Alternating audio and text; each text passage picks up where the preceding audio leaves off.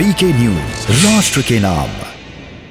ED ने आपको notice दिया हुआ, ये सूचना है, कल आपको बुलाने की तैयारी देखो है। नोटिस, मैं सामना कार्यालय में हूँ, ये मेरा घर नहीं, यहाँ नोटिस नहीं आ सकता। ये तो बाला साहब ठाकरे की वास्तु है। अगर घर में नोटिस आई होगी तो मैं देख लूँगा। जिस तरह की राजनीतिक हलचल मुंबई में चल रही है, महाराष्ट्र में, देश में चल रही है, तो मुझे पूरा अंदेशा था कि मेरे बारे में मुझे रोकने के लिए, शिवसेना को रोकने के लिए कुछ लोग इकट्ठा आएंगे महाराष्ट्र के खिलाफ और मुझे और मेरे कोई साथी हुए उनको तकलीफ देंगे। लेकिन चाहे आप मुझे कितनी भी तकलीफ दीजिए, मुझे फांसी पर चढ़ाइए, मेरी गर्दन काट लीजिए, मैं गुवाहाटी में जाने वाला नहीं। क्या मैं गुवाहाटी वालों ने मैं गुवाहाटी जाने वाला नहीं हूँ।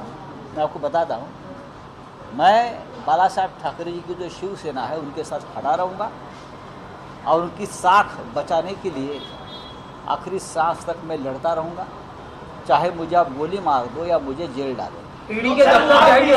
राउत साहब, कल आप ईडी के दफ्तर जा रहे हैं। मेरे पास कल मेरी अलीबाग में सभा है और भी सभाएं मैंने शेड्यूल की है पार्टी की तरफ से। उसके बाद मैं ईडी से टाइम ले लूँगा, लेकिन ज़रूर मैं ईडी के दफ्तर में जाऊँगा और जो कानूनी प्रक्रिया है उनके सामने जाऊँगा।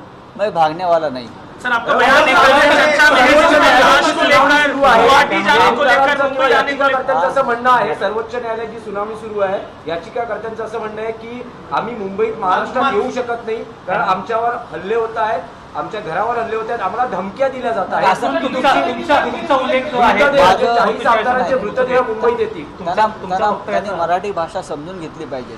मी काय म्हणालो आहे, मी इतकंच म्हणालो की जे गुवाहाटीला आता आहे ते शरीरानं तिकडे आहे, त्यांचा आत्मा मेल आहे आणि असे शरीर जेव्हा इथे येतं तेव्हा ती निर्जीव आणि मृत असतं। याचा अर्थ समजून घ्या। सर, वो हिंदी में सही महत्वपूर्ण है, इसको आपके कंक्लूजन है, कोर्ट में भी इसका जिक्र है। हिंदी में बताइए सर, क्या बोला था कल आपने? इतना ही कहा था कल, जो लोग 40-45 कितने भी हो जो गुवाहाटी में है, उनका ज़मीर, उनका आत्मा मर चुका है और जिनका आत्मा मर गया होता है उनका सिर्फ शरीर रहता है, उनका कोई फ़ायदा नहीं होता, कोई वजूद नहीं होता।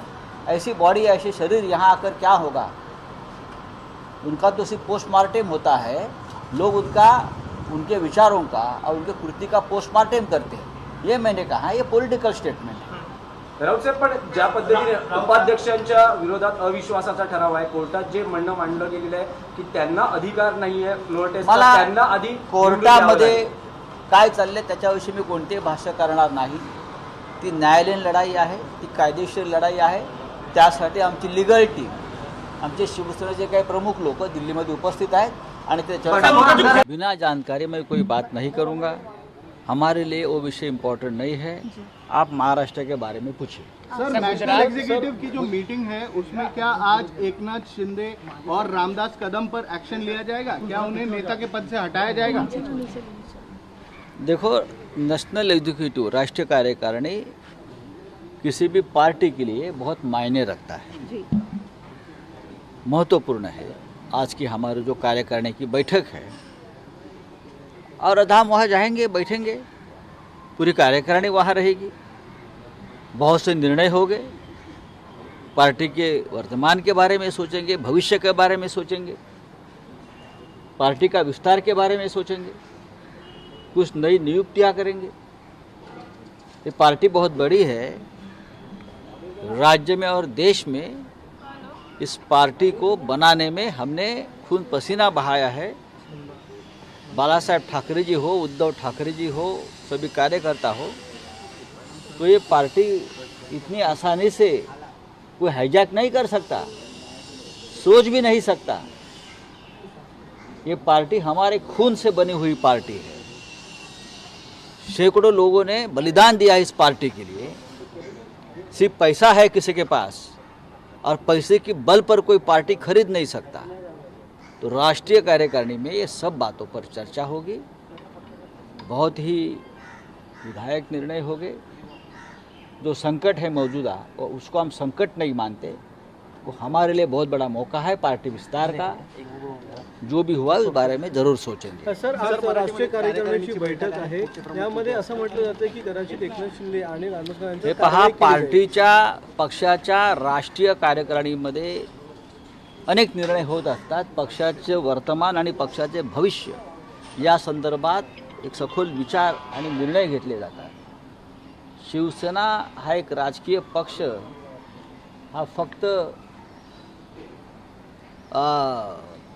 पैसे आहेत कोणाकडे बरं का, किंवा कोणीतरी एखादी महाशक्ती म्हणवणारा राष्ट्रीय पक्ष कोणाच्या पाठीशी आहे म्हणून कोणाला अशा पद्धतीनं हायजॅक करता येणार नाही। ही जी शिवसेना आहे ही बाळासाहेब ठाकरेंची आहे आणि बाळासाहेब ठाकरेसुद्धा सांगायचे मी शिवसेना प्रमुख आहे, तो कारण हजारो शिवसैनिक माझ्या मागे आहेत म्हणून मी शिवसेना प्रमुख आहे।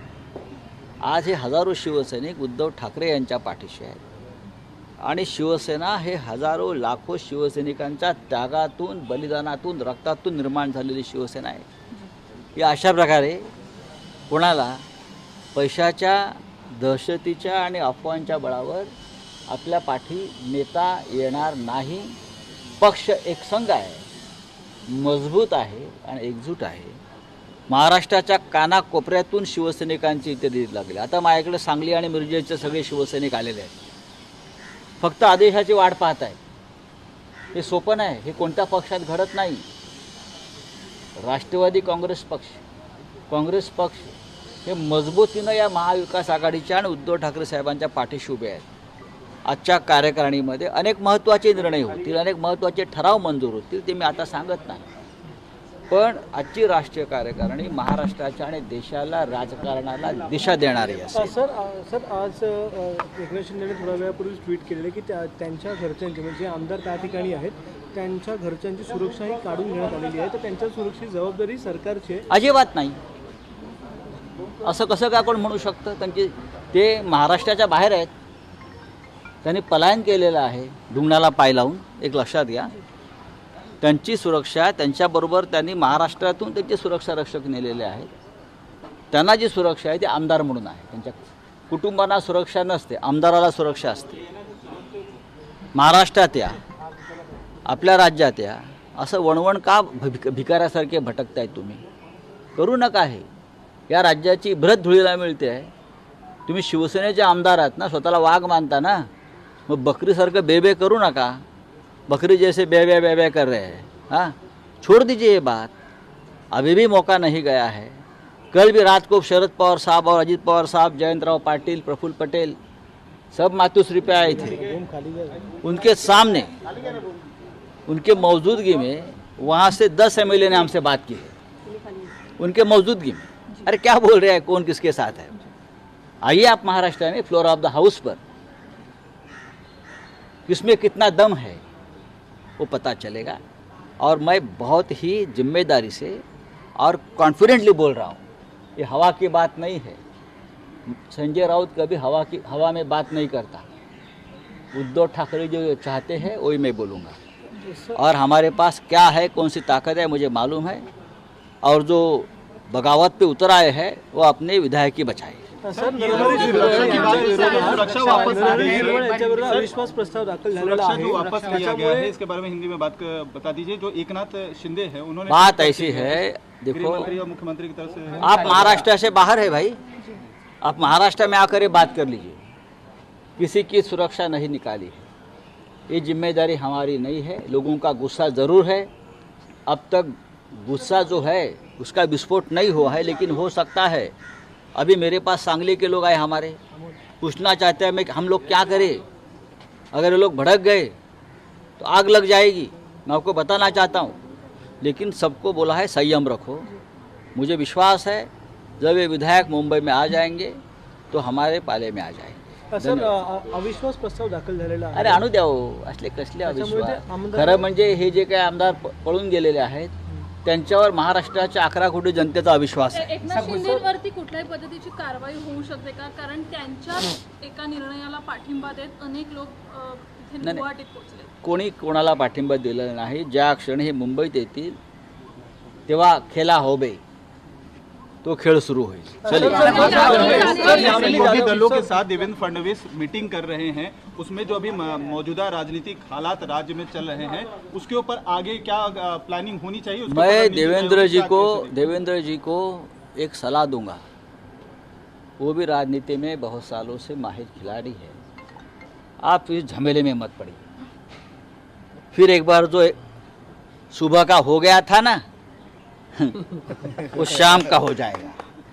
इस झमेले में मत पड़िए। आप अपनी जो भी बची कुची प्रतिष्ठा है वो संभाल कर रखिए। चुनाव में देखेंगे, इस झमेले में आप मत पड़िए, आप फंस जाओगे। इतना ही मैं कहूँगा।